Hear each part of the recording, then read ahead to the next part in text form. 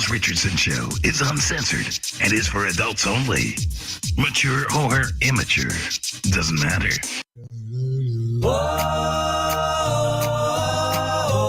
Longest for the longest time.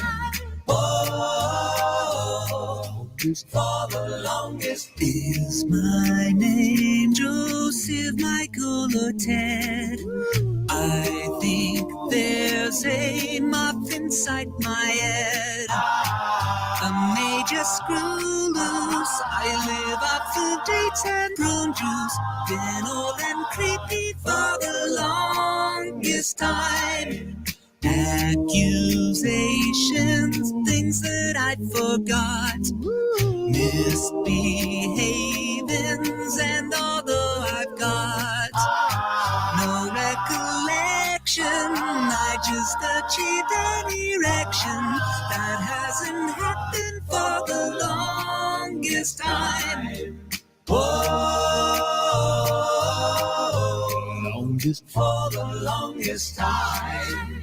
Whoa, longest for the longest. Spent 8 long years as Obama's bitch, holding beers and scratching every itch. But now it's my chance. I hope I don't shit my pants when I'm up there rambling for the longest time.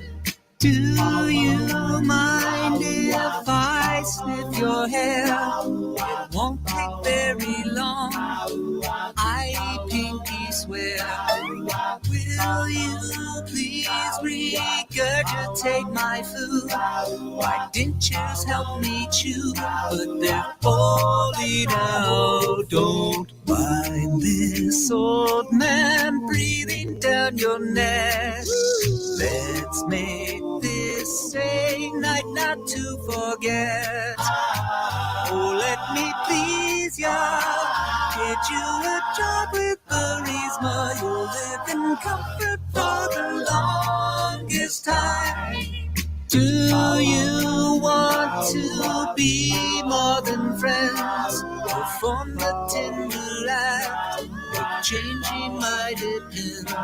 I hope these truths to be self-evident. All men and women created by the go. You know the thing. Huh? You triggered this dainty arouse. Clearly you want me inside your blouse.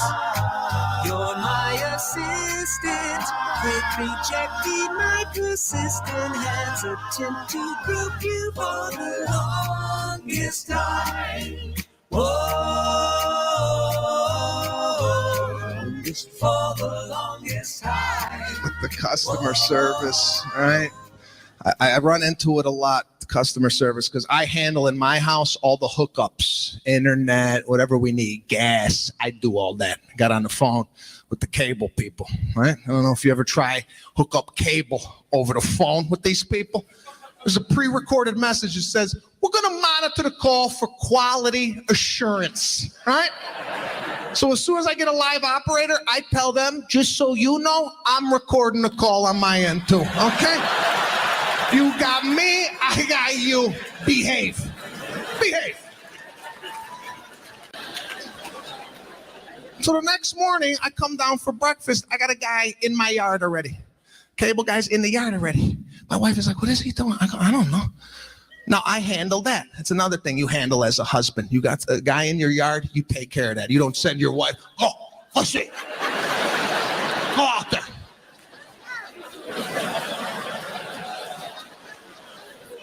As a husband, you have to handle stuff. You make reservations to a restaurant. As the man, you check in. You go right up to, I got a 2 Maniscalco tonight. You got that? You don't send your wife. I see it all the time. Wives go up. Hi, we're here. 2 for Johnson. It's ready. Honey, you want to? It's ready, honey. You want to come up here?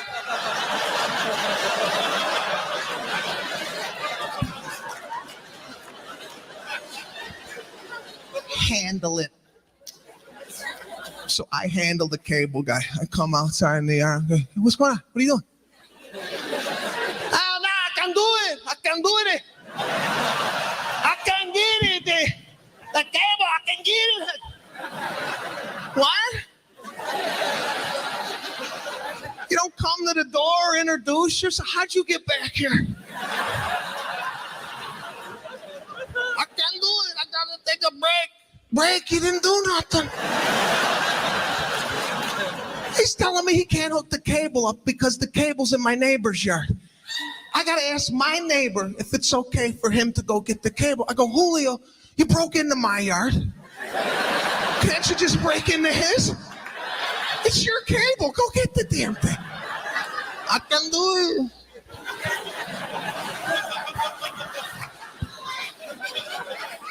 So me and Julio go over to my neighbor. I just moved into the neighborhood. I don't even know the guy. I knocked on the door. The guy came to the door, had a full medical mask on. If you have a medical mask on and you answer the door, that's got to be the first thing out of your mouth, okay? Why you got this damn thing on? I come to my door with a medical mask. I take it down. Listen, doing some painting in the garage, gets into my lungs. That's why I got the mask. This guy, nothing on the mask. Started talking through the mask. He's like, what's going on? I go, no. What's going on in here? I just bought the joint next door. Do I got to put it up for sale? Why the hell do you got a medical mask on a Monday morning? Okay, let's get into that. I'm going to send Julio in your yard. Is he going to come out with no head? What are you doing with the mask? I live in the negative. Live in the negative. My wife is in the positive, okay? Came back to our house. I said, put the for sale sign up. There's a guy with a medical mask living next door. She's like, maybe he has a respiratory problem and that's why he has the mask. I go, or maybe he's got 16 bodies in drums in formaldehyde in his basement. Put the sign up, we're moving.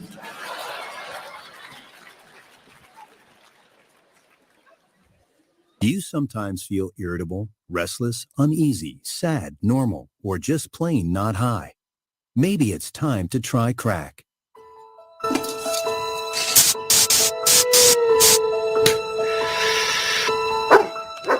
Crack may cause shivers, night terrors, gay for pay, heart palpitations, homicidal paranoia, or the sensation that you're on fire. Peeing blood and seeing friends' faces as talking skeletons are possible side effects of crack. People who use crack may also experience 5 to 7 years in prison where brutal raping may occur. If you experience one or more of these side effects, consult your dealer. You may need more crack. Crack. Isn't it time you see what all the fuss is about? Uh-oh. Guess what day it is? Julie. Julie. Guess what day it is? Julie. Julie. Guess what day it is? Guess what day it is? Guess what day it is? Anybody? Anybody? Guess what day it is? Guess what day it is? Anybody? Anybody? Mike. What day is it, Mike? Woo-hoo! Mike. What day is it, Mike? Oh, come on, I know you can hear me. Leslie, guess what today is? Leslie, guess what today is? Leslie, guess what today is? Leslie, guess what today is? It's hump day. Hump day! It's hump day. Hump day! Uh-oh. Mike. What day is it, Mike? Uh-oh. Mike. What day is it, Mike? It's hump day. Hump day! It's hump day. Hump day!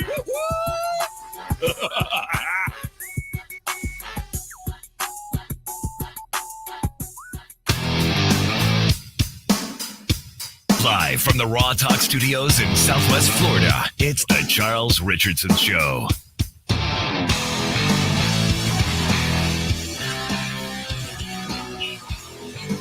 Hey, Phil. What's today? What's today? Yeah, they say it's hump day. It's hump day. Woo woo. Woo woo. Woo woo. It is Wednesday, May the 25th, 2022. Happy hump day, everybody. It is a Wednesday, which is hump day. Man. Kind of pumped for today's show, man. Oh, yeah? Kind of pumped and nervous. What are you nervous about? I don't see anybody backstage. Like the first sets of people, if they're coming on 7:15, they're coming on like 7:05, 7:10. Right. A little nervous. Hey, that's all right. If he don't show up, he should be able to have seen. He should have been able to foresee any reason to be late. I'm just saying. I agree. I think that that's his thing. It's like, listen, I'm getting some bad energy here about this show. I don't think I can make it. Yeah, it's all right. If you don't make it, then I assure you we can definitely fill up the time we can fill the time. Listen, you kind of grieved to me a little bit there because we can get into it real quick before he comes on, but about the shootings over there in Texas, it's really heartbreaking to hear some of that shit going on over there. It really is. It's like, and I don't really know how to react to it. I got anger in me. I got pain in me. I'm over here like, this is an elementary school. My son goes to an elementary school. Yeah. What the fuck? This is an 18-year-old kid who had obviously bullying issues. He was bullied. He was picked on, made fun of. At some point in time, you kind of want to go ahead. What is this? At some point in time, you got to go ahead and look at the kid that's being disturbed and say, maybe we need to look into your past. Well, we can't really say this kid has no history of mental health issues. But I argue that there's got to be something fucked up with you to want to go in and shoot an elementary school. And the thing is, he had his social media footprint showed that he had every intention of doing this. He talked about he wanted to shoot it. He actually sent out on social media that he was going to shoot his grandmother. And then after he shot her, his second Facebook post said that he had did it. And his third post said that that kids should be scared. He threatened on social media that he was going to do this. And so after he shot his grandmother and he left, while he was fleeing the scene, he wrecked his vehicle. It just happened to be right there by the school. I don't know if it was an intentional wreck or not, but he got out of his vehicle and walked in and barricaded himself into one classroom. You got to figure 20, 30 kids. And no, did he go out like a wussy, or was he? Because the police shot and killed him. Okay, good. They shot and killed him after he barricaded himself in. They were able to flank him, meaning instead of trying to come in through the door where he was barricaded and shooting back, they come in from the backside and nailed him. So he was actually he was still firing at the cops when he himself. Okay. Yeah, while he was actively engaged with police up in the front, the Border Patrol Tactical Response Team, they come around from two different sides of the building. They flanked him, and the better team got the shot and killed him. Right. And in there, he killed 19 children and 2 adults. Yeah, I heard the count was up there. Last I heard it was 18. And yeah, now it's 19. Right before I went on my show, I just checked the numbers to make sure. And yeah, 19 kids and 2 teachers. And so really when he walked in this classroom, man, he just started laying waste to these very hard targets, right? These fucking kids, man. But they range from age the students that died range from 8 to 11 years old.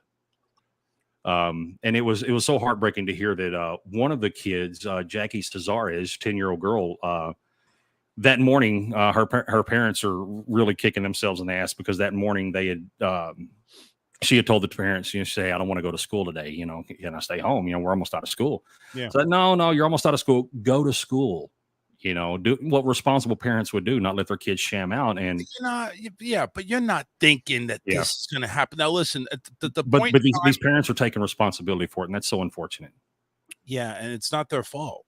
No. It really isn't.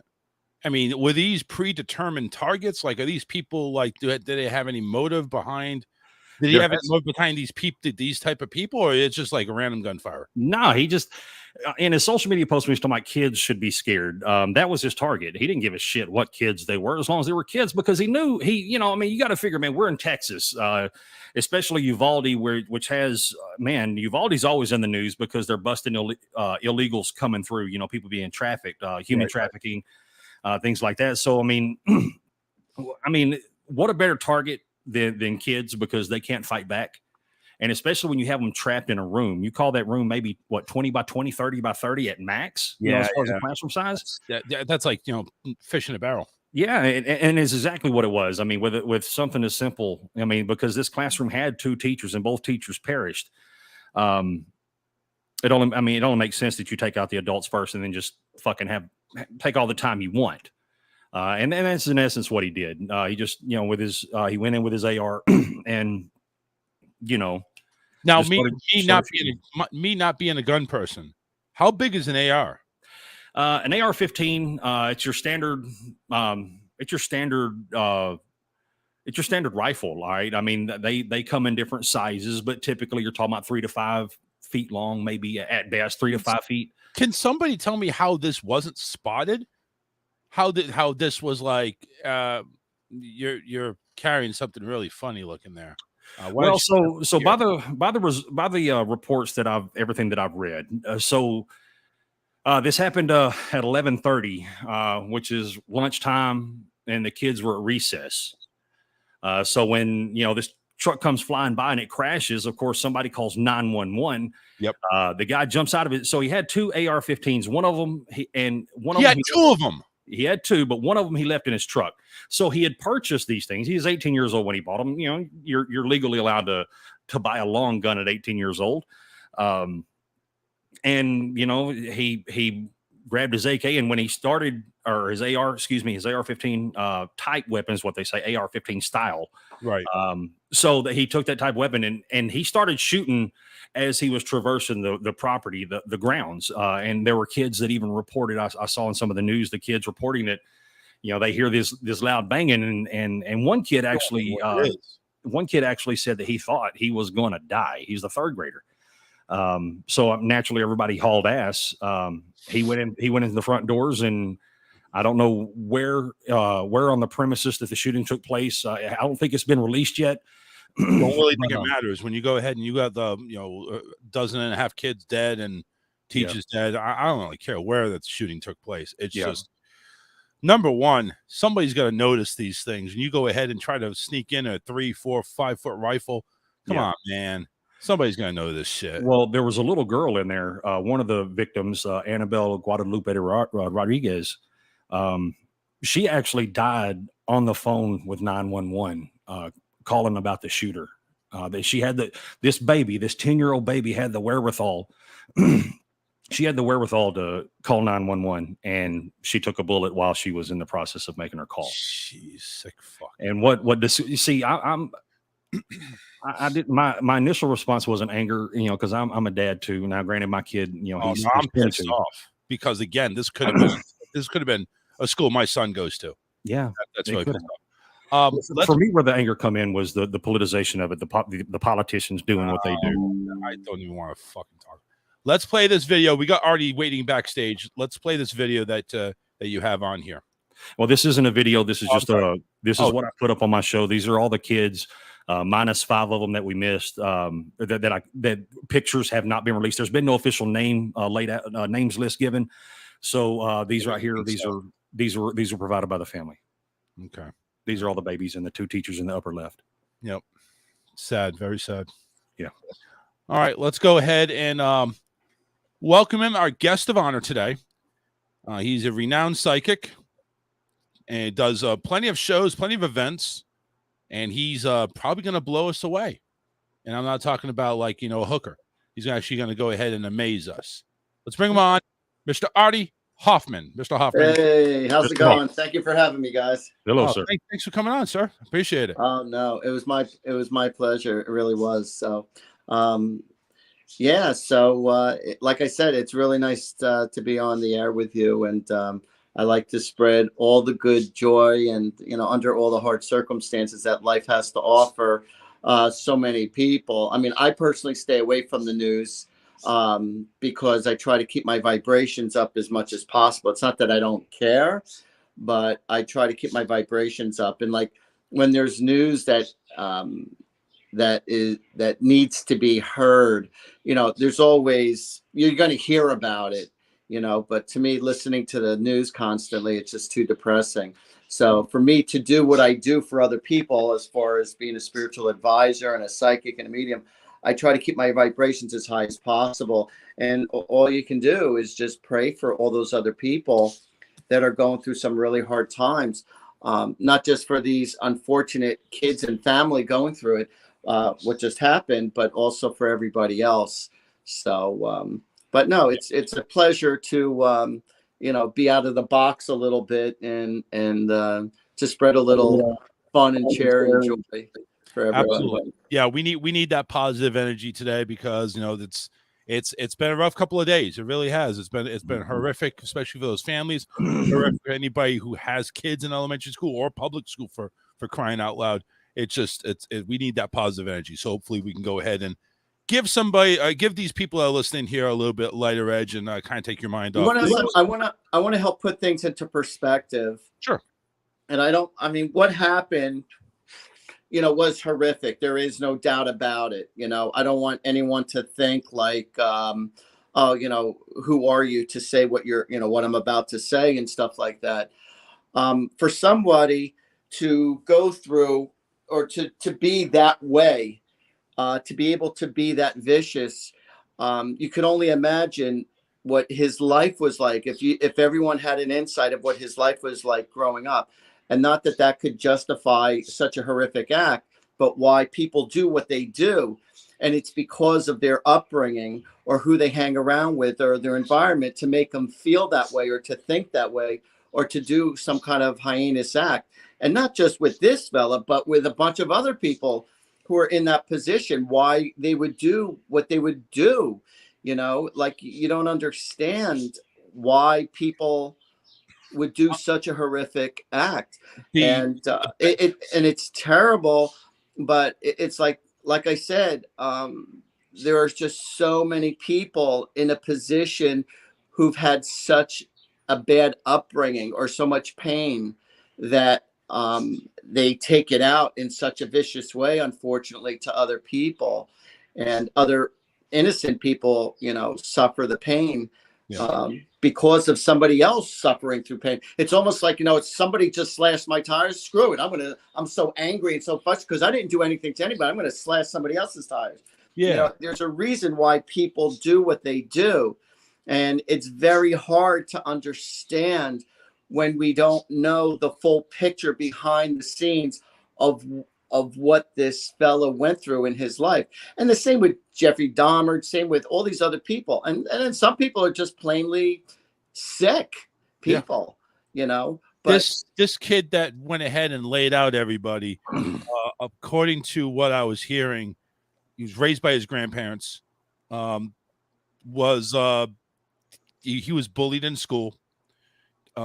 He started wearing all black. Apparently, they interviewed the grandparents. They didn't have any of intelligence about the kid that could have led down the path of what he did. So it's like, these are the kind of kids. This is the type of people. It's like you hear somebody, it's like, well, I'm going to go ahead and shoot myself. Half the time they don't do it because they're just looking for attention. It's the people that you see with their head down, slouching. They look like they're defeated.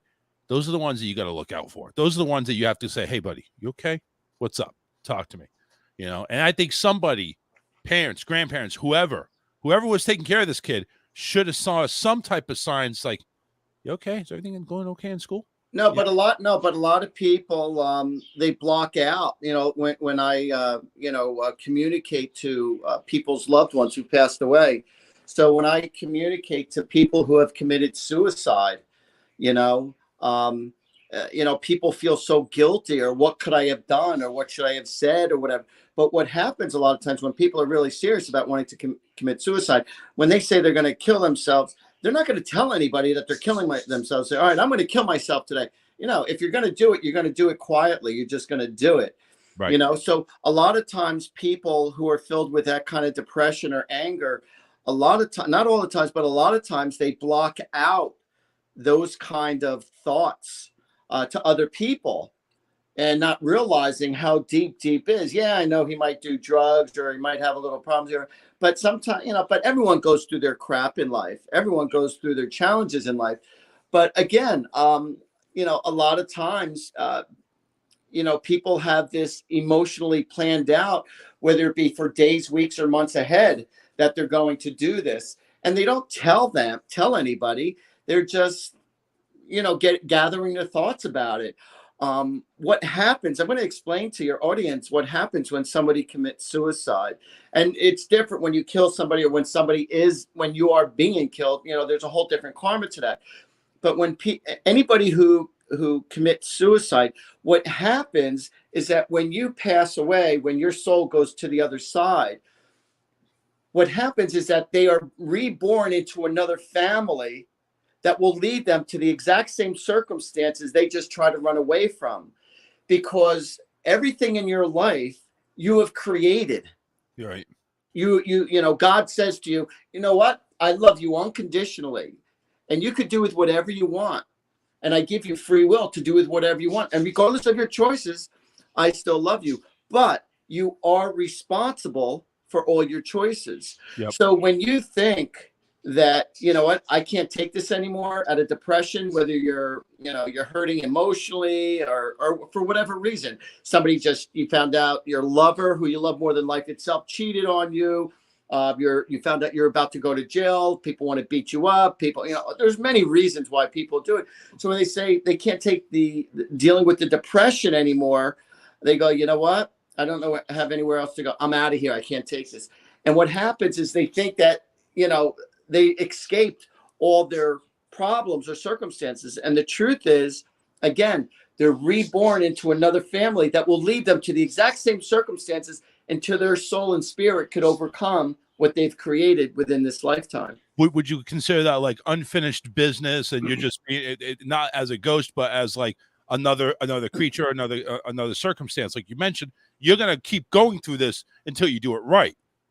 Yeah, no, 100%. So people who remain very bitter and angry, arrogant about their way of life, if they're just not allowing themselves to get it, a lot of times. So if you allow bitterness or jealousies or lower energies to get the best of you, all right, that means you're going to have to repeat that lesson or those circumstances all over again until you come to understand, well, what did I learn from this? So a lot of times when people are in, say, relationships, and they keep on repeating the same past pattern habits of, attracting the same bullcrap relationships in their life, and they go, oh, I guess this is the hand I was dealt with. And, no, why are you allowing it to happen?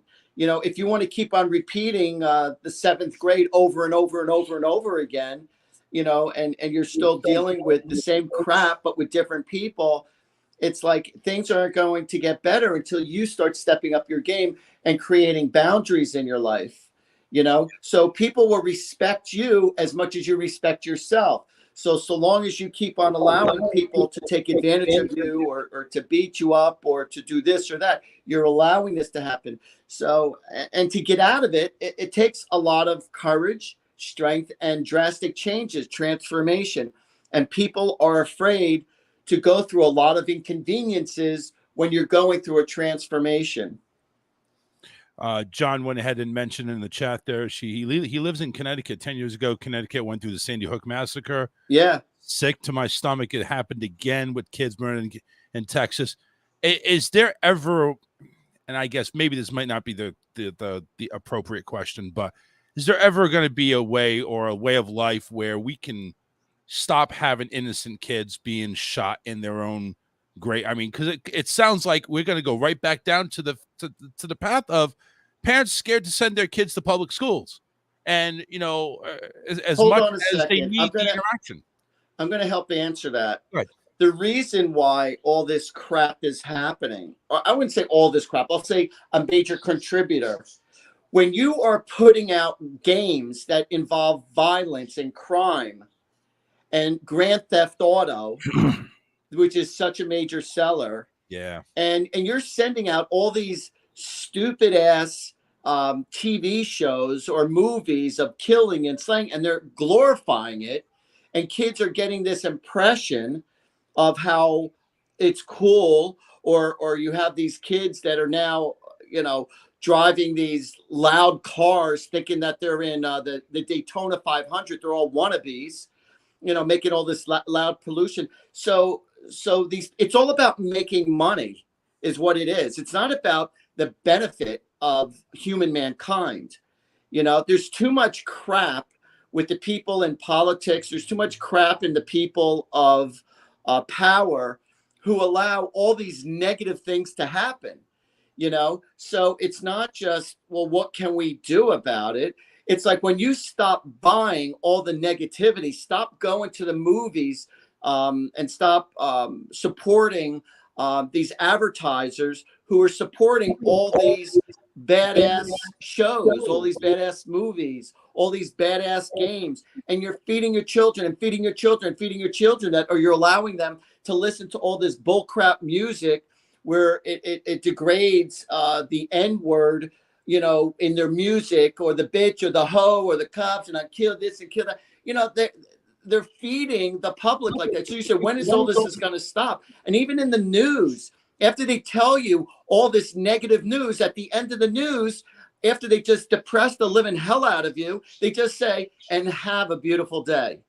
How can I have a beautiful day when you just told me the world sucks and you suck and everybody sucks? And they make you afraid of everything. So it's the media.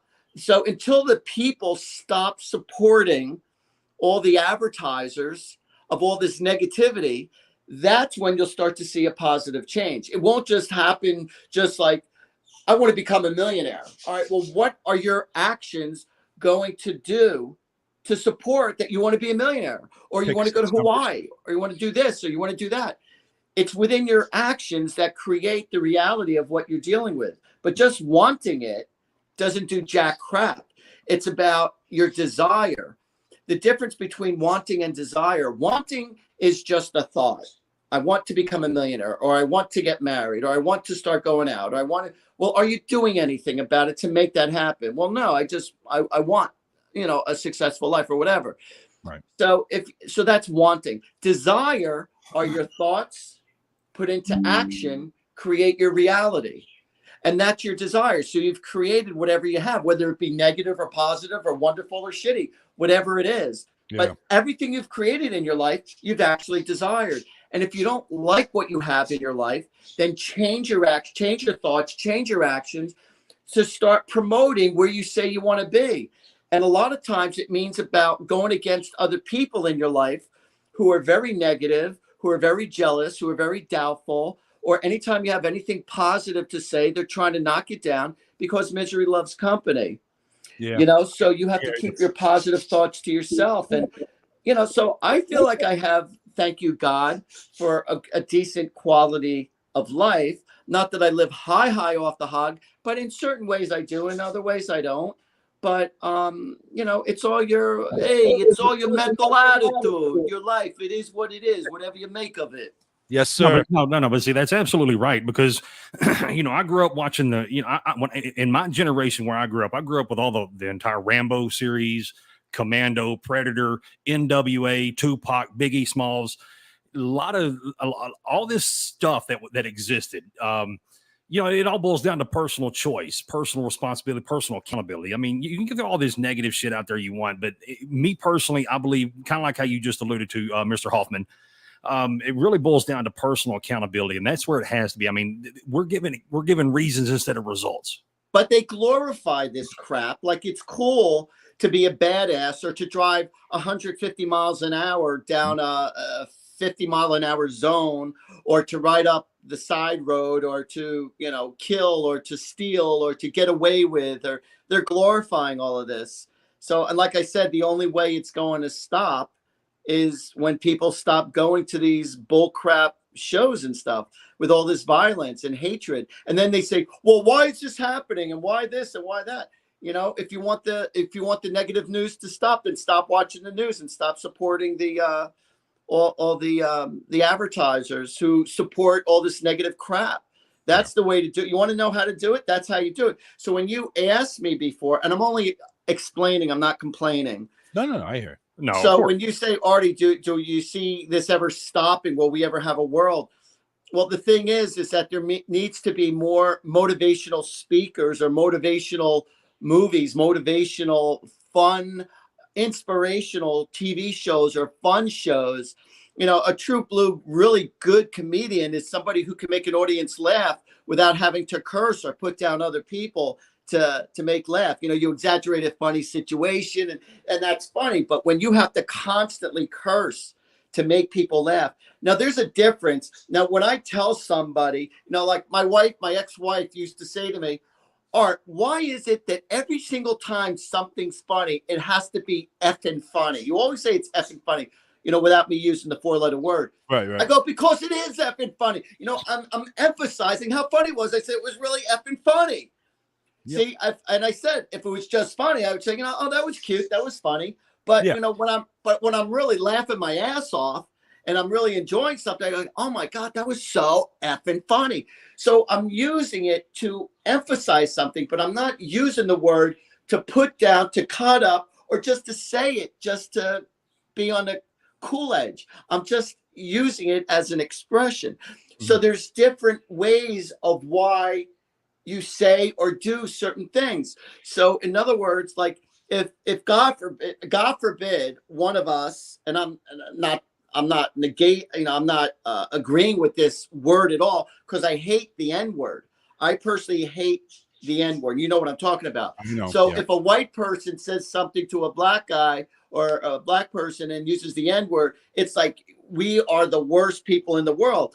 But when another black person, not all the times, says it to another person, it's like, yo, bro, it's almost like you're allowed to cross that boundary. It's like, yo, so it's almost like you're allowing it to happen, but it's still not respectful. I still feel like it's not respectful, No, so, like I said, everything's put into perspective. It is. We got Artie Hoffman. He's joined the show. World-renowned psychic, intuitive life coach, healer, motivational speaker. ArtieHoffman.com. You can actually go ahead and visit him. He's reflecting on obviously the tragedies that have happened recently, plus also how many of it could have been avoided. But you know what? We need to go ahead and get some fun here. So, Artie, I'm going to ask you a question because, listen, I know going through school, it's like, I'm going to be a psychic. I'm going to be a life coach. At what point in time did you say, this is my calling, this is where I want to be? Well, I wasn't born with the gift at all. I had spit, I had zero. And, when I was about 27 years old, and I've been doing this for over 30 years. But when I was about 27 years old, I had everything going right for me in my life. I have a very successful business. I still have it. I'm still very successful at my other business besides doing this full time. And, I was married and I had a nice house and my family loved her and my wife's family, loved me and everything was going right. And I had lots of friends, but I still wasn't fulfilled inside. And I was actually, part of me was unhappy. I mean, overall, I'm pretty happy, but there's definitely a part of me missing. And not that anybody else would know that. So I'm having a little conversation with God. I said, God, I need answers and I need clear answers. I said, and please don't scare the hell out of me when you tell me the answers. I literally said those words to him. And so I was in my home office downstairs in my basement. I had a finished basement. And I walked upstairs to the kitchen and there's a bunch of junk mail there. And usually I don't have patience for junk mail. I just see it. I throw it out. I throw it out. And this one time I'm looking through it and I see a postcard. And it said, how would you like to develop your psychic ability and intuitiveness how would you like to build up those abilities? Come to the Edgar Casey Foundation for this 1 weekend seminar. And so I looked at it and I said, oh my God, I didn't know you could learn how to do this. I thought either you had it or you didn't. I thought you were born with it or you didn't. I didn't know you could learn how to do this. Are you trying to tell me you learned this? Yeah. Oh, okay. So wait a minute. You mean to tell me I can go ahead and learn this myself too? Yeah, you don't need me. You could do it. No, so what happened? Show here. So I looked at it like, not like it was the answer to my prayers. I just looked at it like, oh, this would be fun to do or to try. It's just for shits and giggles, So I asked my wife, who was my wife at the time, I said, you want to try this? It looks pretty interesting. She goes, no, I don't give a crap about that. She goes, you can do it if you want. I don't want to do it. Hence the ex-wife. So I went to the seminar in Virginia Beach at the Edgar Casey Foundation for that seminar. And there was 50 of us from all different parts of the country in this one large room. And so they got you in that zone mode, with the beautiful music and the words that they were saying. And it was quite interesting. And, you go in it with an open mind, and it's not a cult at all, at least that's not my intentions. Maybe some people might use it as that, but definitely not mine. So they said, whoever you happen to be with, because we're going to split you up into little groups, whoever you happen to be with, just share your thoughts. Don't judge it. Don't worry if you don't understand it or if they don't know. Just share it. And most people were telling me how accurate I was with the information I was giving them. And I was blown out of the water because I never met these people before. And I feel like a little schoolboy just telling little white lies what I see happening for them or to them. And people were telling me I was pretty accurate. And I was pretty amazed that I could even do this, It's like someone trying to teach you how to knock home runs out of Yankee Stadium, out of the ballpark, It's like, wow. I can't believe just by learning, by doing this or hitting a golf ball, when you do it this way, it will just shoot down and, So I was like pretty impressed that I could do this. So after that 1 weekend seminar, I come home and I get myself these deck of spiritual cards. And I was reading for friends and family for a few years just for the fun of it. And people, again, were telling me how accurate I was. I wasn't charging people. It was just for the fun of it. And again, I felt like I was just telling, little white lies, or I felt like I was a little schoolboy just pretending with thoughts and, oh, yeah, this is going to happen. I see this happening, that happening. And I started giving people winning lottery numbers. And I said, oh, my God. And when people are telling me this stuff was coming true, I'm like, oh, my God, really? Really? So how many times have you won the lottery? Right. When you win the lottery, you split it with everybody, or they're splitting it with you, right? So, unfortunately, I've given out well over 100 winning lottery numbers to people. Wow. It has to come to me while I'm in the zone of reading or when I'm connecting to the other side. And they tell me, if somebody asks me, hey, Art, what is the lottery number? What do you have a lottery? I can't do it because I just can't do it because it's not coming through spiritually. That's coming from the ego. So it was really funny. The very, very first time, I have an interesting story to tell you after this story. Right. So the very first time I was ever on the actual radio station, a live radio station out of Atlantic City area. The guy who was the DJ and producer of the show, he didn't believe in any of this stuff until he met me for the first time. He thought it was all bogus, but he had me on for, advertising purposes. And after he heard me speak and after he saw the reaction from the audience, he said to me towards the end of the show on the air. So he goes like this to me. He goes, so Art, do you have any winning lottery numbers for us? I go, yeah, that's easy. I go 1073. And I only said it that fast only because that was the radio station number. So he emails me the next day and he goes, Art, I don't know if you were just joking or if you were really connecting. He goes, but you only missed by one number. Wow. And it came out 1074 instead of 1073. Crazy. And so that was pretty cool. Here I am just saying stuff at the top of my head. And so it's pretty wild. So this is a story you're really going to appreciate. So I do Artie parties, which, it's psychic parties. So where people hire me to go to their homes. I read for their friends and family. And so I call them Artie parties. So anyway, here I am privately. I'm with this one lady. She's probably about, I don't know, maybe 5 to 7 years older than me. And before I start to read her, she goes, Art, she goes, I have to stop you before you start. I go, okay. She goes, and now mind you, I don't remember anything I say to anybody in readings. All right, until after the fact when they tell me what happened, that I'll remember. But when I'm in the zone and I'm telling people stuff, I don't remember jack shit.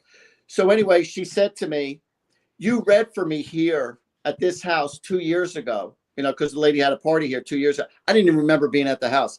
So she says, you read for me here 2 years ago, and you told me that I need to go to Atlantic City or I need to start playing scratch offs because you saw me winning thousands and thousands of dollars. And I told you that I am not a gambler and I don't gamble. She goes, and I still don't gamble. I've never gambled. She goes, but let me tell you what happened 6 months after the reading. She goes, 6 months later was my birthday. And I had my 3 boys come over to my house to celebrate my birthday. I had my family come over to celebrate my birthday. So one of my boys gave me a birthday card and they gave me those $2 birthday scratch offs. And she goes, and he says he gave me 5 of them. On the first $2 birthday scratch off, I won $50,000. Jeez, nice. Now that's what I'm talking about. Luck right there.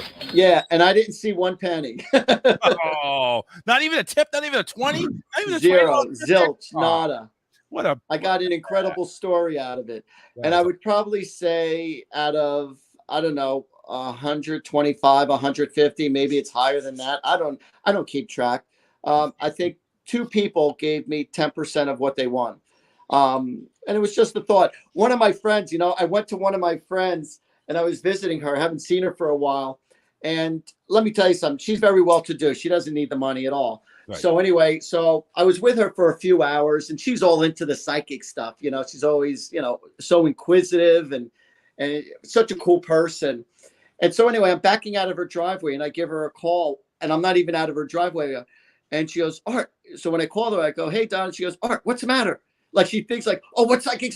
What's the matter? What's the matter? So I said to her, I said, no, everything's okay. I said, but as I'm driving out of your driveway, I said, you need to play the number 257. I started seeing the number 257 as I'm pulling out of your driveway. And I said, you need to play the pick 3. She goes, all right. She goes, I'll call up Tony, which is her husband. She goes, I'll call up Tony. I'll tell him to pick up a lottery ticket on the way home and play the number 257. Right. Now, he likes me. We get along well as people, but I think he gets maybe a little jealous because his wife is overzealous. Like, oh my God, Artie the psychic and the psychic and oh yeah, he's jealous. He wants to be like you. You probably need to take that weekend class. Yeah, he's like, it's like I like Artie, but I don't know if I could actually believe in this crap, So anyway, so she told Tony to pick up the 257 ticket. Right. So anyway, she calls me up the next morning and I go, hey, Donna, what's up? I go, why are you calling me? She's laughing her ass off. And she goes, Art, you're not going to believe this. She goes, remember you told me to play the number 257? I go, yeah. And she goes, well, I told Tony to pick up a lottery ticket to play 257. I go, okay. She goes, on his way to work this morning when he went to get his cup of coffee at the 7-Eleven, he looked at the paper and he calls me up. He goes, you are not going to believe just what effing happened. She goes, what? He goes, 257 came out. Ding. There you go. So This was really cool. Before I gave her the winning lottery number, because she is a true blue friend. Before I gave her the winning lottery number, she said to me, and she's laughing, she goes, Art, she goes, if we hit, she goes, I'll split it with you 50-50. I said, you don't have to give me 50%. I said, just make me my favorite brownies. She goes, I like my hot brownies with walnuts in them. She goes, okay, you got it. If we hit, that's what you got. So she calls me up the next day and she told me the number hit. She goes, come on over for your brownies. Just let me know when you're going to be in the area and I'll have your brownies ready for you.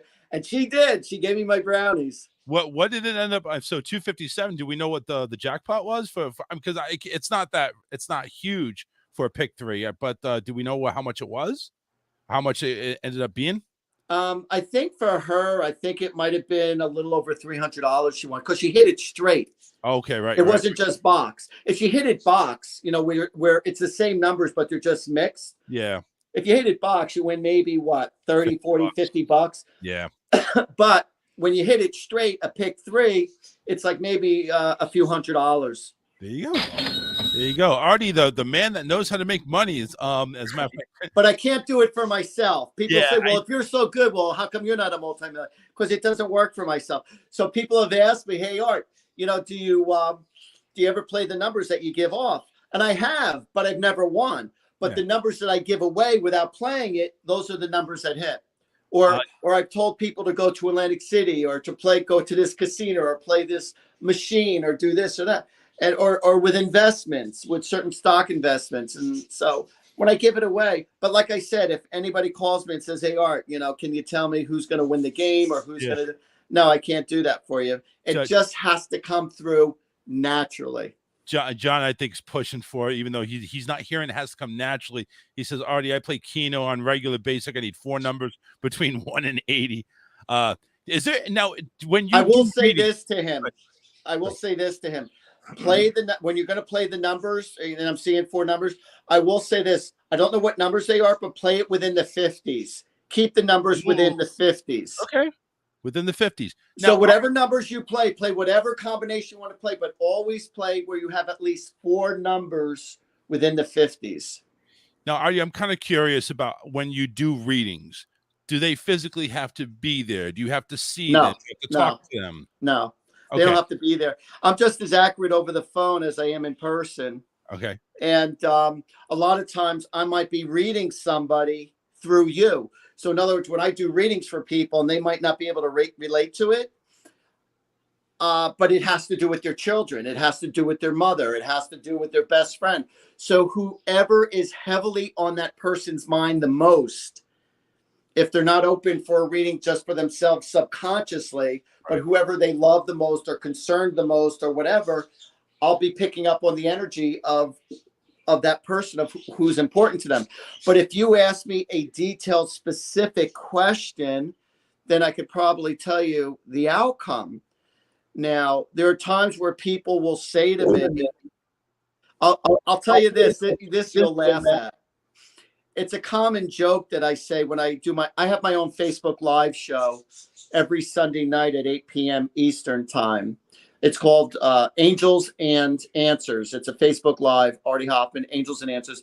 So, I have an assistant behind the scenes. She reads all the questions that come in. A lot of people type in questions, and I don't read it and then look and read it and look. I just look at the camera. My assistant's behind the scenes. She randomly will pick out questions for me. So it's really funny when girls say to me, hey, Artie, do you see me getting pregnant soon? And my common response to them is, yeah, when you stop watching my show and get in the bedroom, your odds are going to go way up. That'd be right. Nice. I mean, that's the only logical answer. Now we can that's what I'm talking about. So I have there's questions. Obviously, John's already answered one. I have somebody else here, Janine. She's asking, am I in the right profession? Should I stay in the work that she is doing? So that's my first gut reaction is yes. I feel like if she ends up changing what she's doing, I have a feeling she's going to end up kicking herself in the ass. I feel like she needs to invest more into herself. I feel like she might be wanting too much too soon out of the job that she has right now. And things aren't manifesting for her in the way that she wants or how she wants it. But if she starts setting up goals with what she's doing right now for the big picture and start seeing things in the big picture and working towards the goal in the big picture, then yes, she's going to reap the rewards. And that's exactly what I'm getting. But I feel like just things might not be as the way she wants it right now. But I feel like she just needs to maybe invest more of herself, or not take every little detail like, oh, I had a really bad day, or this person ticked me off, or that's all a part of life, you know. But like I said, do I feel like you're in the right place? I really do. But I feel like you just need to, maybe be a little more creative or have a little more fun with what it is you're doing and change your attitude in the way that you're doing what you're doing to make things more successful or happier for you is actually what I'm getting. But I feel like if you switch, you're going to feel like, lost in space. I don't feel like you're going to be as productive as you can be where you are right now. Now, I'm not God, but I'm telling you my strong gut instincts. And as I was looking at the cards, they were confirming basically what I was trying to express to this person. All right. Now, Philip has a question. I know he does because he keeps asking me all the damn time. What can Philip do to improve his show? No, I'm good. I'm good. You go right ahead. I know what I need to do. No, I want to hear this. Come on, Phil. Come on. Nah, I'm good. Y'all go right ahead. Are you scared? All right. Do you have a question though, really, Phil? I do not. No. I'm just taking it all in, listening to the man himself. All right. Yeah. If you're pushing, you can't force Phil if he doesn't want to, even though you want to, or what do you see for him? Phil has to want that for himself. Oh, we just lost his audio. Yeah, his mic just went. I'm not sure. It's muted. Artie, can you hear us? Artie, can you hear us? Hang on, let me bring him back. Oh, we got unmute right now, Artie. You're muted right now. Yeah, your microphone down there on the bottom. Hit that mute button. Yeah. I can't unmute him because he muted himself. Hang on. Remove him. Bring him in. Oh, Artie, you with us? Yeah, he's well, I think it's his first time using Streamline. He's used to using Zoom. So yeah, Artie, you're actually muted. Go ahead. There we go. There we go. Wait, I just figured it out. Okay. There we go. I had to put on these sunglasses not to act like I'm cool, but these are prescription sunglasses and I can't see crap without them. So I'm going to keep it on. I apologize. Somebody was calling in. So. Oh, not a problem. Glenn Elrod said he just had a random question. Any insights about him? Ask a specific question. I can't just, when you're asking a question, when we're doing a show, when you're asking a question, you need to be, give me a detailed question. You can't just say, what do you see for me in my life? Or who's out there who wants to talk to me? So if you want to communicate to a deceased loved one, let me know the name and the relationship.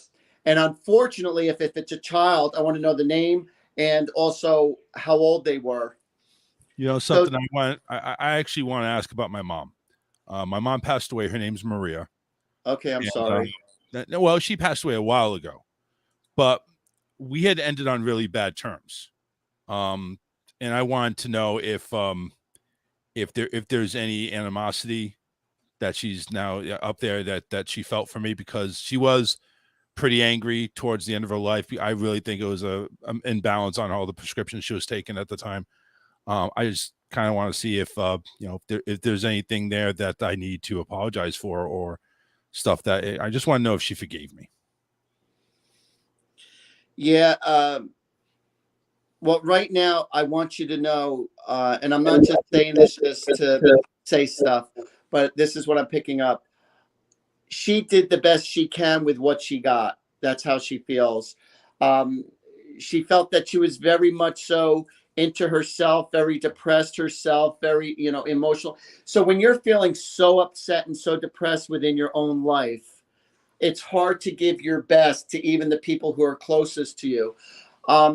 She says, can you please tell my boy, she says, my boy, can you please tell my boy that I'm very proud of him for how he turned out? And that she goes, even though you might not believe me, I'm your number one fan. And she goes, and I support you. And she says, let bygones be bygones and just let us learn from what our past was. And she says, don't live in the past. She says, learn from it and just know that I know you have a good heart. And no, we did not always see eye to eye, obviously. But she says, I'm okay now. She says, I'm in a very good place right now. So it's not the same playing pieces as we had back then. She goes, but I want you to know in my heart that I do love you. I always loved you. She says, but my problems were so sky high that I couldn't see past, the line that was right in front of my feet. She goes, I couldn't see past that. She goes, I was just too consumed with my own stuff that I was dealing with. And even though it didn't seem like much, I gave the best that I could under the circumstances. But I do hear you talk to me, and I do hear your thoughts. Like you go back and forth, like out of anger, and then you go, I really love you. And Mom, can you see what I've done? Or, you go back and forth from being emotional, I love you, to feeling frustrated. And she goes, I understand your feelings. I want you to know I really do understand your feelings. And we all have our own experiences when we grow up. And I've done my share of stuff. Actually, she said, I've done my share of shit growing up. So, and unfortunately, you did yours, and it's like, be careful, like when you have kids, watch out. They're going to turn out to be just like you and stuff, She goes, I was no Mother Teresa. She goes, but it is what it is. And just know that I love you and I'm very proud of you. She goes, and that's the truth. Her middle name actually was Teresa, believe it or not. Okay. Yeah. Glenn, so there's a sign. Appreciate it. Glenn went ahead. He has a question now. My daughter Julie passed in 2018. She was 30 years old. My wife and I have custody of her only child. My question is, does she approve of how we are raising her? Would she do anything differently? Do I approve how you are raising her? Yes. Would I do something differently? Yes. She goes, I have my style. You have your own. She goes, but who am I to judge you when you are giving your life for my daughter, your granddaughter, and you're doing the best you can with what you got, and the way you're taking care of her, providing for her, and you're making the best decisions according to what you feel is best. Could you give a little more slack? Yeah, you can give a little more slack, but who am I to judge you? Because you're just you doing your grandpa thing. And she goes, and I love you for it. I really do. And for some reason, I just saw something with a bell, like ding, ding, ding, ding. So I guess whenever you hear church bells or whenever you hear chimes, that's going to be one of her hellos to you to let you know that she is around you. Wow. All right. So there you go, Glenn. Make sure you go ahead and listen for bells. That's that sign that she's around you. Yeah, because I'm definitely hearing ding, ding, ding, ding. Unless if she had a cowbell or somebody was sick and they always use the bell to get people. But there's something about ding, ding, ding, ding. Okay. Excellent. Glenn says, thank you very much. We have a skeptical. Tammy says, I respect what you do, but I'm very skeptical. My mom told me this is the dark world. Artie, when you go ahead, and obviously you've probably faced some pushback because, not everybody's a believer. Not everybody is going to go ahead and be open. But I'm a believer as I saw her face. What are your reactions to the people that don't believe or don't have any faith in this? Do you down them like, well, you don't know what you're talking about? This is real, or how do you handle it? Screw you. No, I'm only kidding. Just joking. No, it's all what your intentions are behind your actions. It's not the dark side at all. I've read for over 30,000 people in my career, no exaggeration, and I've healed thousands and thousands and thousands of people. So if you're saying what I do is the devil's work, then I need to shake his hand and thank him for supporting me, for helping so many people emotionally, spiritually, physically. It's all what your intentions are behind your actions, what makes something right or wrong. Now, are there people who do what I do and manipulate people or take advantage of people? The answer is yes. But then there are really good electricians and bad electricians. There are good teachers and bad teachers. There are good psychics and bad psychics. You know, in every profession, there's always, you got your good lawyers and your manipulative lawyers and everything. So it all depends where your heart is at. And I do believe in God. I do believe in the angels. I say my prayers every day.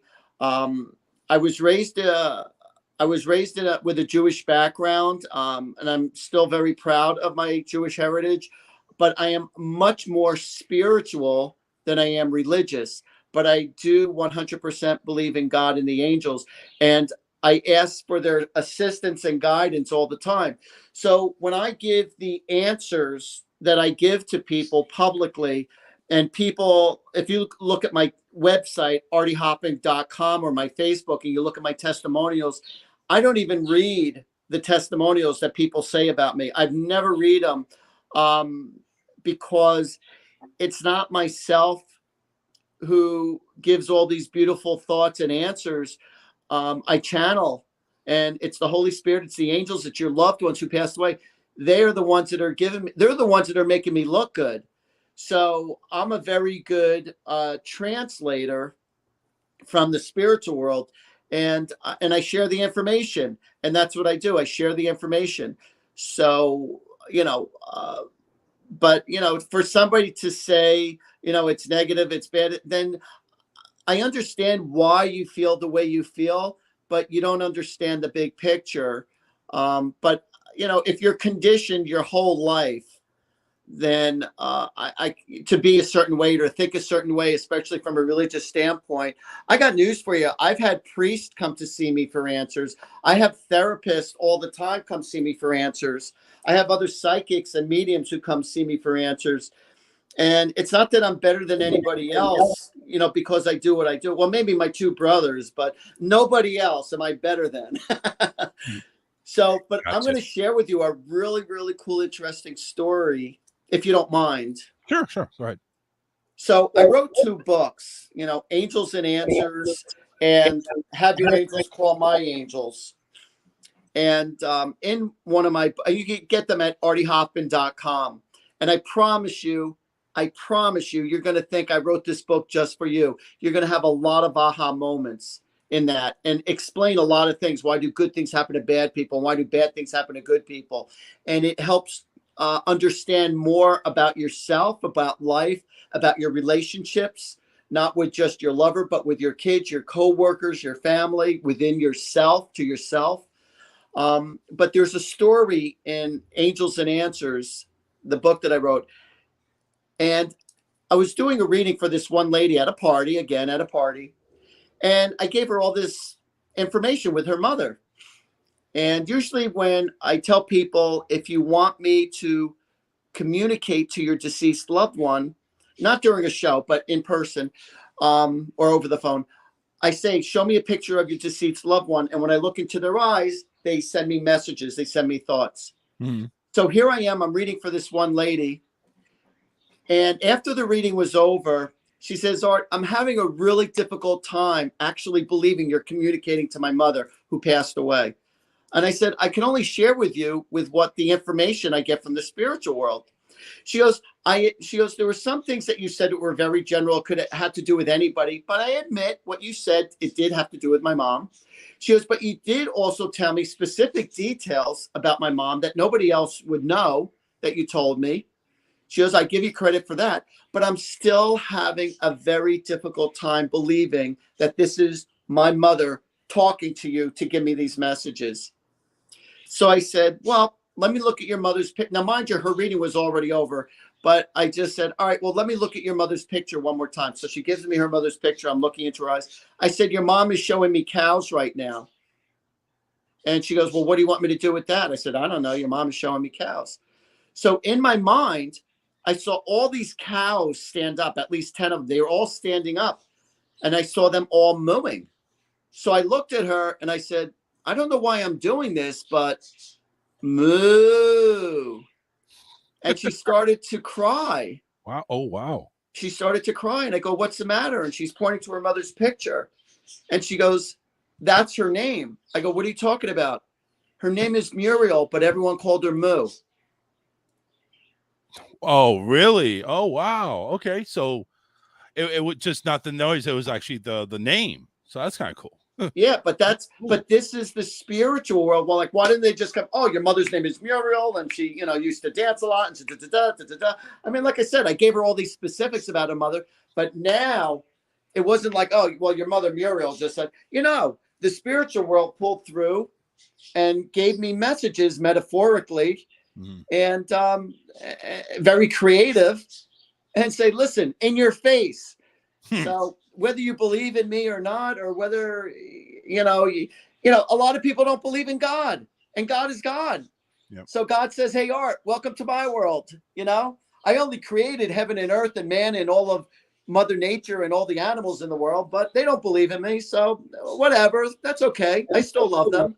Guess what? And everyone who's skeptic, I still love you. I don't take it personally, but I do transform most, if not, I won't say all, but most skeptics, because some people, they just want what they want. Yeah. I got one last question, then we're going to go ahead and start plugging everything, because you do have an event coming up here in June. So I want to plug that as well as your website, your Facebook page, everything like that. Karen says, I've had so much loss in my life starting at the age of 2. Am I to expect to continue to watch others die and have great loss? Well, it's a natural part of life that, of course, when people say to me, Mom, Art, I'm afraid that, my mom is going to die. I'm afraid my father's going to die. I'm afraid of my grandpa or my, whatever. And I said, I got news for you. Guess what? They're all going to die. But guess what? The really good news is nobody ever really dies. Nobody dies. What happens is that your body dies. Your soul and your spirit is who you are. Your physical body, we just use our physical body. Your soul and spirit expresses itself using this physical body that you're in. So what dies is the body, but all your loved ones, they're still alive as much as you and I. But once their soul left their body, all pains go away. And now they're in heaven. They're in the spiritual world. And I got really good news for you. Hell, all right, the expression of hell or hell, it doesn't physically exist at all. What hell is, it's an emotional experience. There is a heaven that exists. God exists. Angels exist. Saints exist. That all exists. Your loved ones are still living. They just took on into a different dimension. And that's why I'm able to communicate to them. It's nothing dark at all. So, when the body retires, that's the death. But the soul lifts up out of the body. Once the soul lifts up out of the body, they no longer feel emotional pain. But, and they do send you signs, and they do hear you when you talk to them. But when you're over on the other side in heaven, it's like going to Hawaii, sitting on the beach in the sun, having iced teas, and times that by 10. And then we're worried about them. Are they okay while they're under those circumstances? You're allowed to miss them, but I really wouldn't worry about them. But I understand you miss them because you want them in your life because you love them so much. Right. All right. Awesome. Facebook.com, Angels and Answers. That's his Facebook page. You said every Sunday at 8 p.m. you go ahead and go live, do a show. Make sure you go ahead and tune in for that. You are also hosting an event there on June 21st over at the Panini Grill in New Jersey, 31 East Main Street in Freehold. That's the 21st at 6:30. That's when the doors open. Showtime's at 7:35 per person. Food and beverage is not included. Bring your own bottle. And you can go ahead and email for availability at dpailima53@gmail.com. And let's see here. Yeah, when I do live shows, everyone who comes to my show, not only do you get a great Italian meal, but everyone gets a message who comes to my show. Nobody leaves without either getting a psychic reading or connecting to a loved one. And I keep it, my personality now. I keep it pretty humorous, or try to be as humorous as possible while I'm doing my show to entertain people. Yeah, try to keep it light, felt. I mean, come on, it's supposed to be entertaining, not all, And I do that. Yep, and you do. ArtieHoffman.com, that's your main website. Artie, it's been a pleasure. Thank you very much for taking the time out and expressing everything here, especially with what's going on in Texas, giving us a few readings and a little bit of insight on what you're all about. We appreciate it. Yeah, thank you so much. And I just want everyone to know I do private sessions, whether it be over the phone or in person. I'm in Central Jersey, and I do Artie parties. So if you want a piece of me, you want to meet me in person, I'll come to your home. If you're buying, I'm flying. I'm there. There you go. And they can do that through the website, artiehoffman.com. It was a pleasure. All right. Thank you, Artie. Appreciate it. Thanks for being on. And for everybody else, we'll be taking a break. We'll be right back. Don't go anywhere. Be kind and rewind. The Charles Richardson Show will be right back.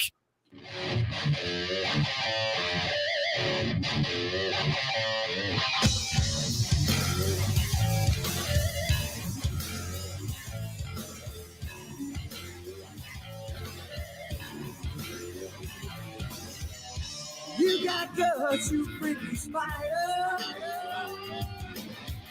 You had the balls to come down beside her. Down past the collar through her silky hair. And now it's gone and I don't know where. I think I see him on the peachy mountains. But that's not where he wants to be. He's headed down to the Stevie Valley. Trying to wipe the smile off of me. Sure hope he knows just what he's doing. 'Cause I'm behind him all the way. And he's got guts, that freaky spider. Might not see another day. 'Cause he was climbing those peachy mountains where he really shouldn't be. He's headed down to the Stevie Valley. Try and wipe the smile off of me. Off of me. Off of me.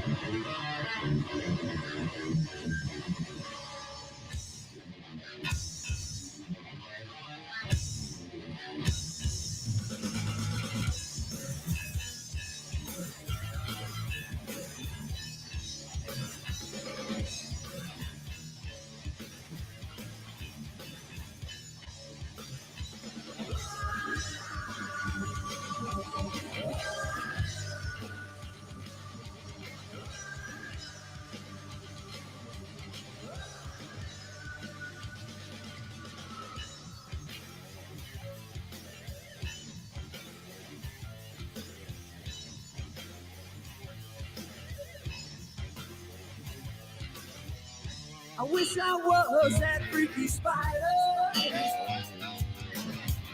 She made it to where I wanna be. And if I was that freaky spider, couldn't wipe the smile off of me. To love to climb those peachy mountains. It's not a bad place to be. If I made it to the Stevie Valley, couldn't wipe the smile off of me. Off of me. Off of me.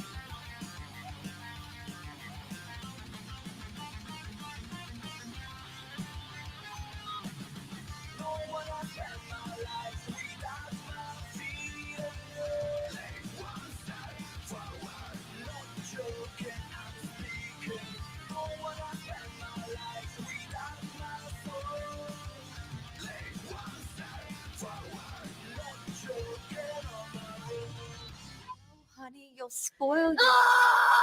Hey, parents, tired of those out-of-control kids throwing embarrassing tantrums wherever they go? At the grocery store, on the playground, even at the dinner table. You've had it with parenting, but wait, there is a solution. Introducing Nap Time, the latest, most effective tool for child tantrum prevention. It's simple. Just douse a rag with our patented Sleepy Time formula, place it over your child's cry hole, press and hold gently for 8 to 12 seconds, and presto, no more tantrum. I was beginning to think adoption was the only way out. Then a friend of mine introduced me to Nap Time. It's never been so quiet around here. The secret lies in Naptime's revolutionary fast-to-sleep formula. Developed by military-trained scientist doctors from NASA, Naptime's powerful molecules rush to the child's brain on contact, gently inducing instant tranquility. This is chloroform. Already put those wallet-draining crap factories out on the street? That's okay. Naptime works in any situation. On the golf course. An awkward blind date. I had a really good time tonight. It even works on pets.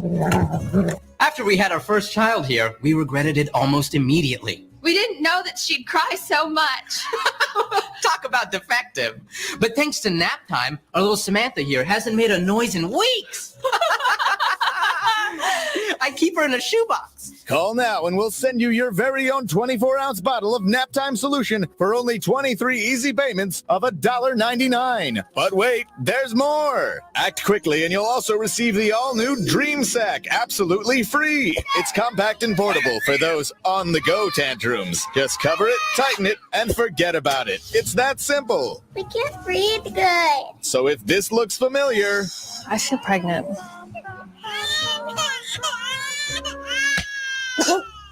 Then don't wait. Order today and join the millions of Americans who just can't stop saying, Thanks, Nap Time. Thanks, Nap Time. Thanks, Nap Time. Nap Time, when they just won't shut up. Nap Time is not legal in the following states.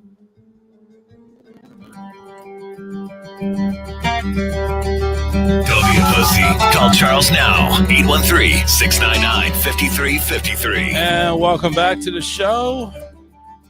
Man, time goes by fun when you have a psychic on the phone. Or in studio. Or actually just live, period. All right. Let's get to the meat and potatoes of this bad boy here. Make sure you go ahead and talk to the people that know how to get things done. That is Hull Culling and Contracting. They are your team to call if you need any type of home improvements, lawn maintenance, car repairs, and much, much more. 941-204-1264 is the number to call. They are serving all of Southwest Florida, even outside of Florida. Right now, actually, David's in Michigan doing some work up there, so they travel everywhere. So give them a call and see what they can do for you. 941-204-1264. Give David and Karen a call there at Hull Culling and Contracting. 941-204-1264. Sorry I'm late, Charles. I should have asked the guy if he saw me having to take a shit real quick. Sorry, I lost track of time. Oh, wow. I was doing some paperwork. Yeah. You doing some social media while you're on the can? That's me right there. You ask my wife, it's like, what are you doing in there for 30 minutes? Like, well, first 5 minutes, I'm taking a shit. The other 25 minutes, I'm over here going up and down and see what's going on Facebook. You know, Tammy, she when she found out that I was doing that, she called me out on it. And, and I was like, damn it. She made a very valid point. She said, Philip, why would you want to take a shit and then sit in that stink?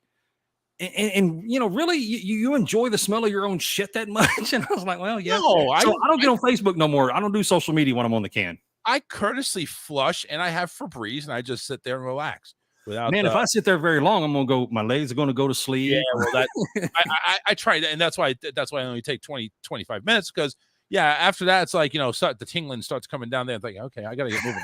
And you stand up on new deer, like baby deer walking, Yep, exactly. Oh, man. I do that even when they're not hurting, please. So, what are we? That's number 6, right? Number 6. Are we 6 out of 6, or maybe it's a B+ on this one? Maybe a C. I thought you performed magically. Thank you. But Did I read you well? Jesus Christ, man! All right. And that's all we have to say about that. Listen. it's a hard thing to go ahead and analyze. It really is. It just happens. You know what I'm saying? It never happened. Well, I'll tell you the thing with psychics and why I've, me personally, why I don't believe in the art of psychic readings. And this isn't a gig on Artie Hoffman. You're a skeptic. You're a skeptic. Well, it just seems, to me it seems like I don't know. I mean, more specifics. Be more specific in your approach. I mean, see, that's the thing, and I kind of understand the art, as John's probably going to tell us right now. John, what's up? I'm listening. I'm a skeptic as well, but I'm listening to him, Philip, talk. Yeah. No, okay. Did you play the numbers in the 50s, and how did that go? You know what's funny? My numbers I do play in the 50s. It's funny he said that, but I haven't had any luck with them. But I will. I'll try them again. Well, no, So I'm just saying, it's like it you know. I played 52, 53, 54, and 57. Yeah. See, not all of his readings are going to be the answers that you want to hear, but they may have something to do with the way you are. Can I say something though? In the beginning, like he said, he went to a seminar to learn this. Like it doesn't come natural. Like he was taught how to read people. And that's the only downfall I have with him, is because it's like you're taught this. Usually most psychics, it's like, I got the gift. Now, but here's the thing, though. Go ahead. What's to say he had the gift, he didn't know how to use it? I don't know about that, but let me just say this: when you talked about, I hate to say it about your mom, and I'm sorry you went through what you went through, but you gave him too much information, and when he tried to give you information back, I took it as he was just grasping. It was bullshit. You gave him too much information, because that happened to my mother years ago. Yeah. About going to Atlantic City, and somebody had to give this psychic information on my mother, and just pick their brain. And I'm a skeptic. I know. I hear it. I mean, listen, you can't not be a skeptic. It's Artie's job, though, to prove you wrong, and sometimes he's going to, and sometimes he's not. You know what I want to do? John, why don't you ask me a question? I'm gonna give you a psychic reading because I think I can pull it off. All right. Go ahead. Ask a question. I got to hear Philip, is there a chance that I can become president of the United States of America? Well, John, if the voices from the other side are telling me, oh God, the voices from the other side are telling me, John, that it's not very likely, considering your current state in life. They're also telling me that chances are that, there's always a chance, so don't give up hope if you want to be president, but the odds of you becoming president are very unlikely. Honestly, I share. I think that's very accurate. No, I don't know, John. But the point, the idea is, John, I was intentionally vague. My reading that I just gave you, John. No, you told him he's not president. That was pretty direct. No, I said the chances of him becoming president are not very high. So, John, do you agree with my reading? I very much so. So how did we get there? Wait. So Philip, I have a question for you. Okay. What is right on point, Charles? Yeah, he is. What is the chances that I'm going to have a massive shit in the next hour? Well, Charles. Ask your question. Well, no. My question first. All right. So, Charles, what is the likelihood you're going to have a massive shit in the next hour? All right. Let me channel. Well, tune to the channel already. Hang on. I've always wanted to do this. All righty then. I just want to stay to the point. Do not share Philip's. All right. So what I'm gonna, Charles, I think for you, what I'm gonna speculate. I think haters in here. I'm going to guess that the chances are probably going to be high, probably after the show, probably within 30 minutes of us ending our live, that you're probably going to go have a massive Duke. But I think that's going to be the case because, just kind of gauging maybe what your diet is probably tells me, looking at your physical, your physical physiological state right now, that you probably don't have a good diet. So that probably tells me that your chances are pretty high. All right. I think we've had enough of the Philip show. Who's next? Hey, have a good night, guys. All right. Hey, Take care, John. Thanks, man. Yeah, I think if you're just vague enough, man, they can apply to anybody. And God bless him, man. If he's helping people and changing lives, then right on. I just think that people are looking for answers. If you're vague enough, it can apply to anybody.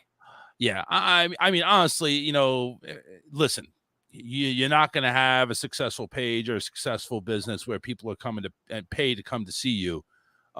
If something's not going right, you know what I'm saying? Listen, I did 2 readings. I just did 3 readings, and they were all on point. And I have no seminar training at all. Well, because you have the gift. You don't need a seminar training. You have the gift. Right. You have the gift. It's part of that half man, half amazing mantra that I carry, right? Yeah. That's the amazing part. Yeah, that's what it is.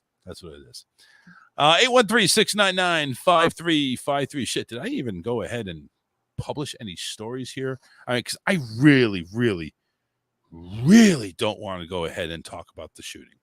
I think we did that already. I think no offense.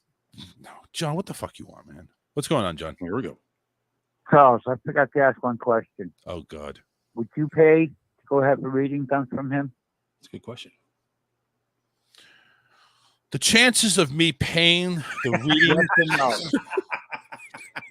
You know what? I've never paid for any type of reading from anybody. No tarot card, no nothing. That's why I went ahead. Anybody pays money to go have this guy's reading or any psychic reading, they're a sucker. Be nice. I wanted to say before I was in YouTube and I was reading what Phil's wife was saying. Like Yes. a priest is gonna ask for guidance to God. They don't need that. However she worded it, I can't remember exactly how she worded it. But a priest is not going to ask for no answers because he says he's had priests that have come up to him and asked for answers. So, well, listen, man, we can't go ahead and say, hey, what priest, what priest in their right mind is going to go talk to a psychic? Because sometimes, listen, honestly, the priest, holy man, whatever, they're all human. Yeah, they're people too. I got something to say though. What kind of meat do priests eat on Fridays? What? What kind of what? What kind of meat do priests eat on Fridays? Fish and chips, all you can eat. Oh wait, They that's eat just none, me. because they don't eat meat. Oh God. Bye, John. Asshole. Yeah, I think and look, I'm not beating the guy. I mean, I think he's very I think he's very talented at being able to when you read go up people. and stand on stage like that and you go ahead and read somebody, listen, it takes a lot of balls to get up there, number one. Number two, to go ahead and be as accurate as you can without you're full of shit or anything like that. And it's just you got to take the good with the bad. And like you said, it's like, listen, he doesn't read the testimonials. He doesn't go into it because, and I know not all those testimonials are good. There are probably going to be there can probably be some haters out there. They're probably going to be the people that are going to still be, well, I don't believe you and this and that. Even though you were pretty damn accurate, I'm still not going to believe you because, hey, listen, you got lucky. There's always going to be people that are going to hate on that. I'm a little bit more open-minded. I'm not going to go ahead and pay for a tarot card reading or anything like that. I'm not going to go ahead and see. I did at one point in time go see somebody that read my palm. Didn't I paid? That was the only time I paid. It was $20, and it's like, you're going to have a long fruitful marriage with this woman that you have here. Yeah, we ended our relationship, I think, 6 months later. So I'm just saying, listen, they're inclined to go ahead and read what they see. Do they have blinders on sometimes? Possibly. Well, I think the other side of it is it could potentially. I think a lot of it probably has a lot to do with how you base your question, your body language. You know, there is an art to reading people. That way, you can tell them what they want to hear, and that's kind of veiled in the vagueness, if you will. Because truly, it's a tough gig, dude. It's a tough kid to be a psychic. You know, listen, Artie is not only just psychic; he is also he's a public speaker. He's a healer. You know, so he does have he definitely has the power of religion that built into it. So you got to at least give him that. Maybe he's not accurate with his readings on some people, or some people gonna want him, but he is a motivational speaker, and that's the key, motivation. Because if you don't, in a world like this and all this bullshit, if you don't have motivation, what the fuck you here for? Absolutely. And again, it all boils down, people are so desperate. Truly, I believe people are so desperate to believe anything, while removing personal accountability, kind of like how he opened it, where he was, kind of giving his process. People are so desperate to believe in something outside of their own self. And personally, like with Karen, when she talked about how she'd had so much loss since 2, can she expect to continue to watch others die and have great ideas?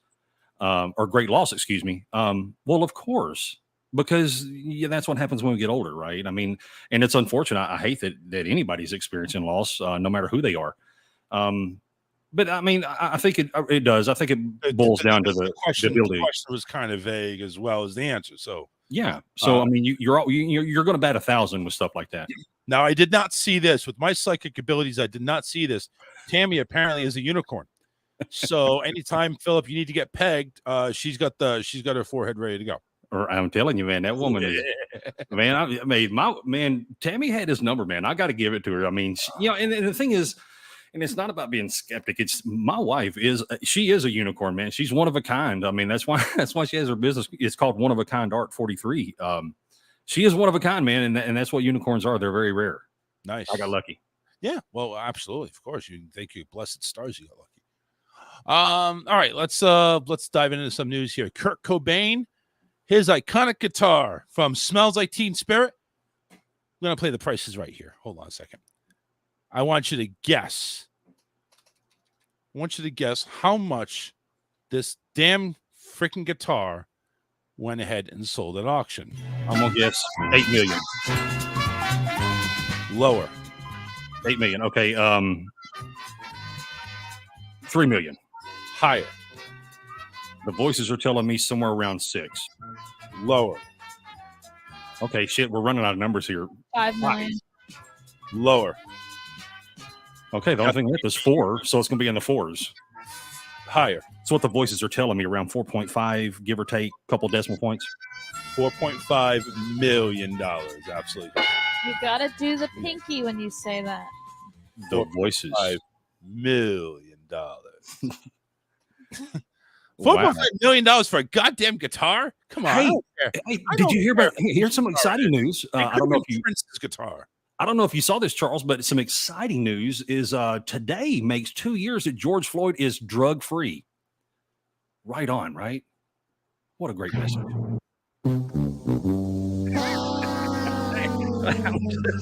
His iconic guitar that in the video lead single Smells Like Teen Spirit sold at $4.55 million. The guitar, a 1969 left-handed Fender Mustang, was expected to sell between $600,000 to $800,000. Oops, that was incorrect right there. So the Lake Placid blue guitar was bought by the Jim Irsay Collection based in Indianapolis. The Cobain family, which owned the guitar before it was sold, is donating some of the proceeds to the Kicking the Stigma of the Irsay's initiative to raise awareness about mental health. Right on, man. Yeah, so that's awesome right there. That is a man who suffered from internal demons, man, and that's a great story. Cobain's guitar was also used in the studio while Nirvana recorded their albums Nevermind and In Utero, as well as numerous prominent live performances, according to Julian's.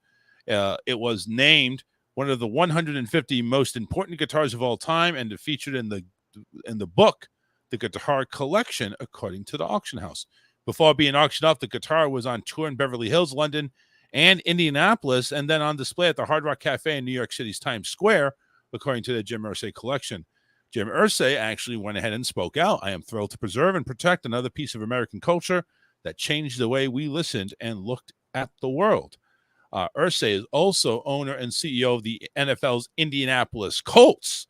The fact that a portion of the proceeds will go towards our effort to kick the stigma surrounding mental illness makes this acquisition even more special to me. And it goes on and on. So all the proceeds from the 4.5 that's going to part of it's going. It doesn't specify how much. But, well, yeah, I see here Tammy wrote that his daughter lost some of his guitars in her divorce. That's sad. I mean, yeah, you need to go after them and get them. I mean, that's history. I mean, can you imagine how far Kurt Cobain would have went if where would he be today? A lot of these great legends that we lost way too soon, Stevie Ray Vaughan, these great guitar players, man, how far could they have gone? Yeah, if they'd have just stuck around. 27 he years was old, new. 1994. Yeah, he was like kind of like wasn't his style of music kind of what they call grunge rock? Well, it's Nirvana. Come on, man. No, I don't think it was grunge rock. I mean, what do they call it? Metal. Like they consider that's metal. I would think it's light metal. Man, that's what I'm thinking. Maybe he was a game changer, man. I really appreciate. I don't care. Fucking Nirvana's music was awesome. Yeah, fuck yeah. I don't care what you call it. I call it awesome. Right. So anyway, that's actually good though. That I didn't even read that in there, but it said a portion of the proceeds. They didn't say how much. Hopefully, it's a lot. Well, if it's say $5 could be a portion, but I'm like you, man. I hope at least half of it went. Yeah, that's all I'm saying. $4.5 million. Come on, man. So it's give $1 million. Give $1 million. At least, yes. In Florida, of course, why not? They suspended an abortion clinic after hospitalization. So in Pensacola, an abortion clinic that serves women from all over the U.S., South, and had its license suspended this weekend under an emergency order from Florida's healthcare officials after 2 women who had undergone procedures were hospitalized this year. The State Agency for Healthcare Administration ordered the suspension of the license for American Family Planning of Pensacola, effective immediately. On the website, the clinic says it serves women from Florida, Alabama, Mississippi, Louisiana, and Georgia. In cases cited by the agency, the clinic failed to monitor the patients at all times and did not provide medical records when patients were transferred. Oh, wow. Now, the thing is listen, if you're going to go ahead, before you stick a coat hanger up your woohoo, make sure that these clinics offer medical papers. Because if they don't offer medical papers, you might as well just go ahead and do it the old way. The medical and screw the medical thing, and just go ahead and do with the clothes hanger. I'm wondering. So a lot of these, because if you get into the weeds and you read about some of these places, these abortion clinics, I mean, they're true murder houses. When especially when you're hearing about the state of the child that has come out, and even what's left behind of the mother. So I'm just wondering, is this kind of the first step in Florida and other countries? Is this our first step of scrutinizing these places a lot more? I mean, I think it should be. Well, remember back, when we were the big blowout we had on the show about abortion, that's going to be gone away. Now each state is going to determine whether they want to or not. So as far as Florida is concerned, I mean, look at the fucking dumbass governor that we have. He'll probably keep everything open like it should. You're still mad at him over Disney. Get over it, bitch. I fucking hate him. Time went ahead and named him one of 100 most influential people. Fuck you, Time. I'm not reading your shit anymore. Well, Time also said the same about Barack Obama. I'm with you. Not to say I ever read Time in before, but still, fuck him. Fuck them. Fuck everybody. But still, it's like, it's who the fuck knows? Honest to God, if it was DeSantis, honestly, oh, by the way, your wife likes DeSantis. If it was DeSantis, honestly, he'll probably keep everything open. He'll sweep this under the rug. Just keep going. Just do better job of hiding it next time.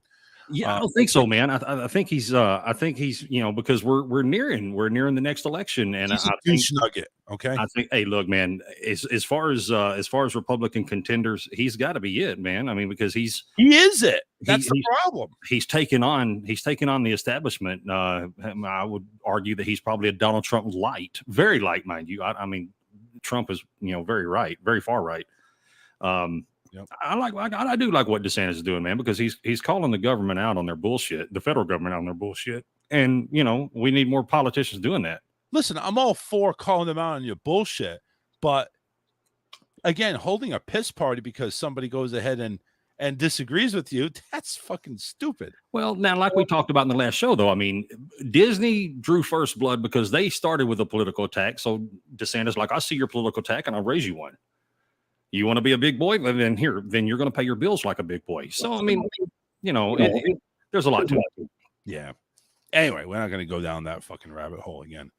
Remember the condo that collapsed down there in Miami? Yes. So, a Dubai developer went ahead and bought the condo collapse site for $120 million. $120 million. A developer is set to purchase the South Florida condominium that collapsed last June, killing 98 people for $120 million. Sorry, $100 million, not billion. After no other bids were submitted by the Friday evening deadline. Who the fuck would want to bid on that? Why couldn't you just bid $1? No, come on, do the Price is Right thing. Nobody else is bidding right. $1. Michael Fay of Avion Young said hundreds of potential buyers had shown interest in the property, but none ultimately prepared to match the strong initial bid of Hussein Sajwan of DAMAC Properties. Avion Young is the commercial real estate firm that was appointed to the market to the land as part of a class action lawsuit. The auction of a 1.8 acre parcel in Surfside was scheduled for Thursday earlier month. Families of the victims reached a $997 million settlement with local officials, the developers of the adjacent building, and others whom they hold responsible for the collapse of the 40-year-old 12-story beachside building during the early hours of June 24th. Most of the Chaplin Towers collapsed suddenly at White. It's going through the story anyway. So they're going to take over there. Apparently, listen, have you ever seen the freaking buildings in Dubai? We're in for a real treat if they go ahead and develop anything like that. Would you? I mean, if you lived in that area, and this guy, knowing what had just happened, and he rebuilt, and it was all nice and majestic and beautiful, would you live there? Hell yeah, absolutely. There ain't no way in hell I'd live there, man. That ground has too much. That ground has too much bad juju. Oh, shut up. Go ahead. That's where the voices are telling me that's a bad idea. Yeah. Would you live in a house where someone had been murdered? Absolutely not. Yeah, that's kind of weird. Go ahead. Go ahead. Hello, you're on the air. You're very handsome. I know Philip is. I know. I keep telling him he's handsome all the time. No, you're very handsome. No, I'm ugly as fuck. What are you talking about? Like a newborn. Are you drunk again?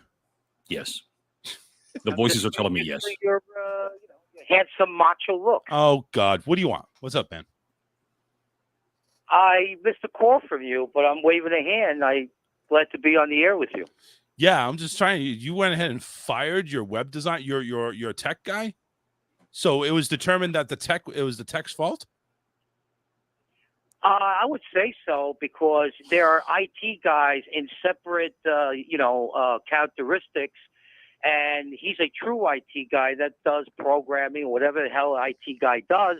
He's not familiar with audio streaming. The guy at the company, the streaming company, said, "What do you mean it took you an hour? It should have took you no less than 2 minutes to hook up the encoder and all that stuff." And plus, he blames it on the audio driver, blames it on the computer because it's old, blames it on the internet, blames it on the speed, blames it on the router. So he's just giving excuses then.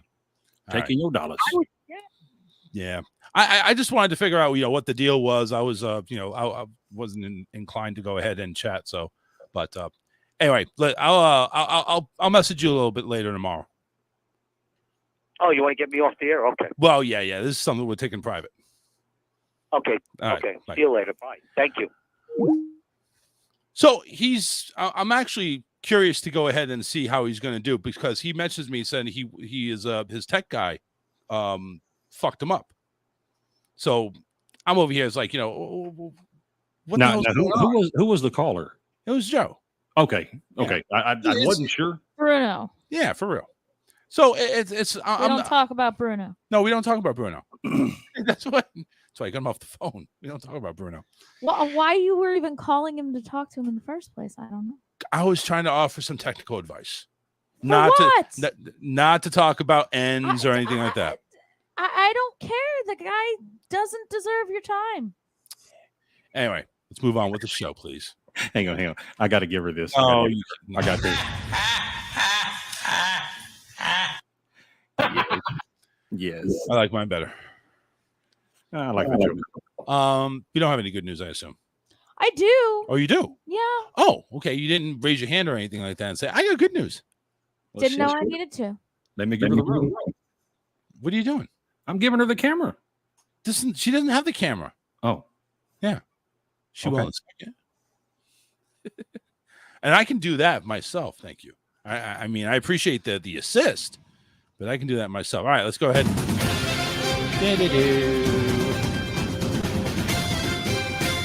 There she is. Let's do it. Full screen. Students learn at graduation that the Snapchat founder paid off their college debt with more than $10 million. What? Wow. Graduating seniors at an LA art school were overwhelmed with joy when getting ready to make the walk in cap and gown. They heard they would be receiving more than just a diploma. The 284-strong class of 2022 from Otis College of Art and Design would have their entire student loan debt paid off by the college's most successful alumni, Snapchat co-founder Evan Spiegel. Evan Spiegel of Spiegel. Isn't that like a brand name or something? Spiegel? It's not spelled the same way. Oh, okay. Go ahead. Totaling an undisclosed record-breaking gift of more than $10 million, Spiegel's donation was added to by Cora Beauty founder Miranda Kerr, Spiegel's wife and partner in the Spiegel Family Fund.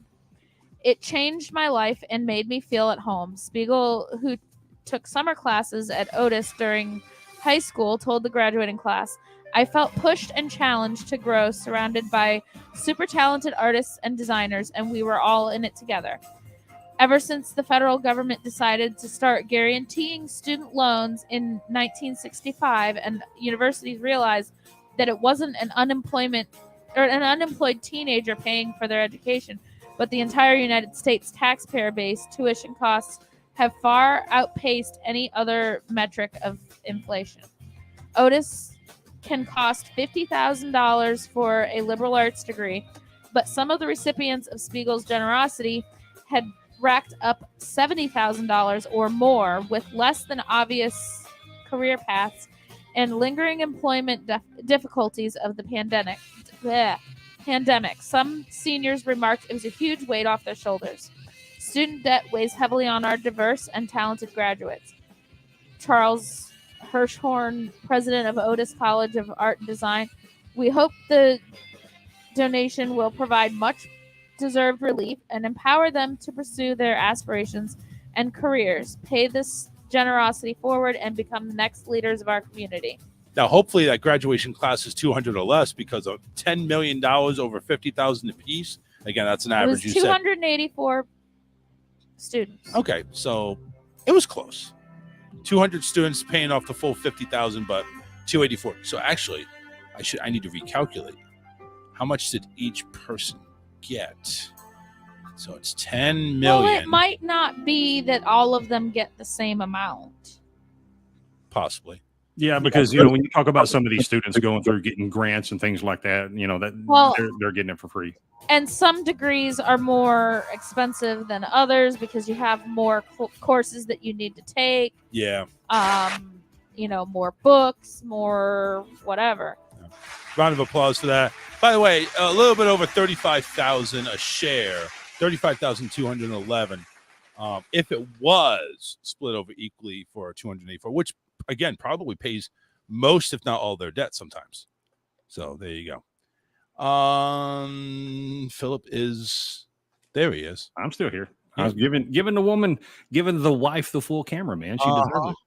Oh, I thought you meant okay. I thought you meant your wife. You were giving her some action or something. We don't talk about those things. We don't talk about burnout. No, you can get away with that shit with everybody else, but not. Yeah. All right, so let's talk about your YouTube and your show. How about that? Let's do that. What about what I covered today? Today and the whole show. I mean, we have a so- couple days left of mental health awareness. Yeah, so I mean, in spirit of mental health awareness, we've covered every show this month dedicated to mental health, with the exception of tonight's, where we talked about the tragic shooting of 21 people in Uvalde Elementary School. But guys, you can catch me on all social media platforms: IPM Nation, Raw Talk Online, AOW Radio, every Monday, Wednesday, Friday at 5:00 p.m. Central Standard Time. If you're in the Houston area on Memorial Day, I'm actually serving as the keynote speaker. Lots of politicians, lots of people there. So if you're in the area in Houston, swing by, sit amongst the crowd, about 3,000 to 4,000 people. Enjoy the good show and enjoy the festivities. You ever think about running for a governor or office or anything there, Phil? Oh yeah. I told Tammy when we make our next move, which we're going to get out of Hurricane Alley and move up to North Texas. I do have a strong desire to be a politician. As you are, not a politician. I want to serve my community further. And yeah, you actually want to mean you actually want to mean a damn thing there. Yeah, just running up for office. Yeah, so I mean, yeah, I do want to be a politician, or I do want to run for office. I want to represent my state, and I want to piss a lot of people off as much as I can in DC. Yes, piss them off, because that's the way you get reelected. Absolutely. I'm just kidding. It'll work. Yeah, it will. All right. We're out of here. Have a good hump day. We will see you Friday. No guests lined up, but we're going to try to have some fun. So go ahead and tune in Friday, because it'll be the last show we have until we're off on Memorial Week. Okay. So come on in, have some fun Friday, and don't forget to tune in to rawtalkonlineradio.com for all the great content. We're out of here, folks. Take care. Peace.